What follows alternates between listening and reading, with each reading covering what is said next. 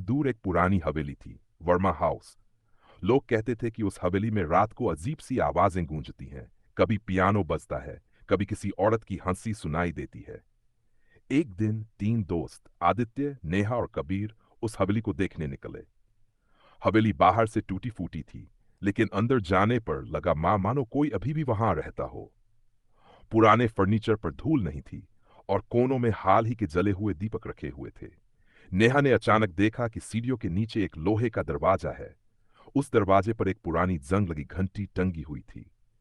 आदित्य ने जैसे ही उसे छूने की कोशिश की, हवेली की लाइट्स टिमटिमाने लगीं।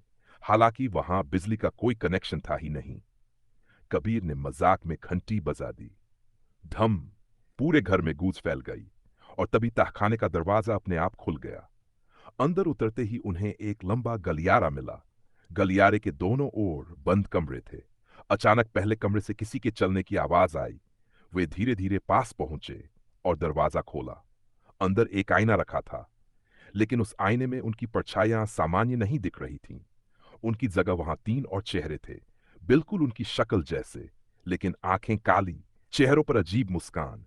नेहा ने डरते हुए फुसफुसाया, ये हमारे जैसे कौन हैं? आईने वाली परछाइयां अचानक बोलने लगीं, तुम लोग हमारे यहां क्यों आए? अब वापस नहीं जा सकते। और उसी पल दरवाजा जोर से बंद हो गया। गलियारे की बाकी सभी घंटियां अपने आप बजने लगीं। तीनों ने देखा, हर कमरे से उसी तरह के नकली रूप बाहर निकल रहे थे। एक एक करके वे उनकी ओर बढ़ने लगे और तभी अचानक हवेली के बाहर से जोरदार चीख सुनाई दी। कोई चौथा व्यक्ति पहले से ही तहखाने में मौजूद था। क्या वह चौथा व्यक्ति उनकी मदद करने आया था, या फिर वही असली रहस्य था? ये कोई नहीं जान पाया, क्योंकि उस रात के बाद वर्मा हाउस हमेशा के लिए बंद हो गया।